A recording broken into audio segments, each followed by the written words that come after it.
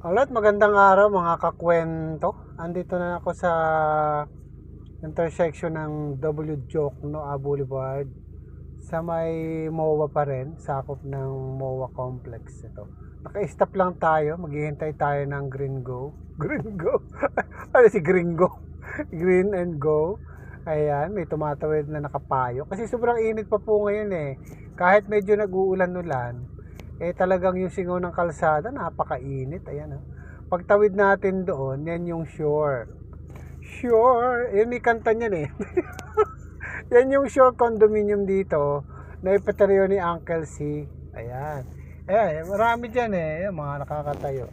Bakit nyo, pantay-pantay lang ang mga building tulad ng mga sinabi ko na nakaraan. Kasi nga ito ay reclaim area at parang restricted na magtayo ka ng mga high-rise.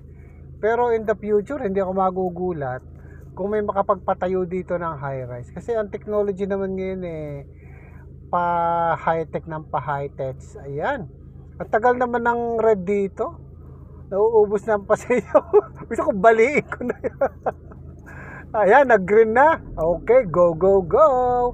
Ayan mga kakwento, tumatawid tayo. At bala kong lumabas na dahil sa nakakakos na tayo ng traffic dito Ayun. Ayan, papunta tayo sa Shore. S-H-O-R-E. Ako, in-spell pa. Galing Yung pala, mali. Ayan, nag-stop na naman. Dahil ito po yung stop intersection na walang stoplight. Kaya kanya-kanya rito. Kanya-kanyang kupal na mukha. Ayan. Nako, makakaliwa tayo. Kakaliwa tayo Ayun. Kasi lalabas na ako. Ayun, nako. Siguro may nakikita kayong baso. Ayan, sa kaliwa ko. Mahilig tayo magkape-kape. Kaya tayo ay naglalagay ng kape. Kaya kung gusto nyo kung maabuluyan. Ano ba yan? Madonasyon na ng kape. Ako naman hindi masama ang loob.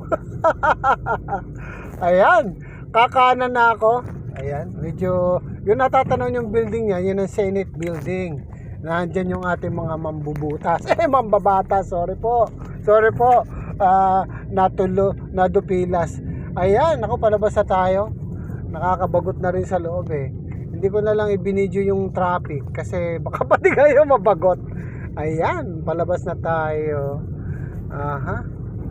Ang bilis, siguro nasa mga 35 lang ang bilis. Lo! Ano?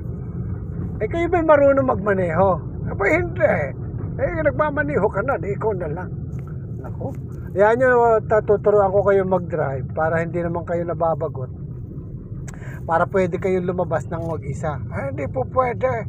Gusto ko lagi kang kasama. Pag ako'y mag-isa, wala na akong masuungkutan na pangilya.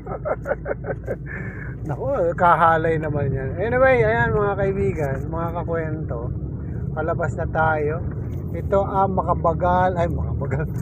Makapagal Boulevard na nung panahon ni dating Pangulong Agal Makapagal ay tinaguri ang napakamahal boulevard. Naku, i-google nyo na lang yan kung bakit kayo nagkaganyan.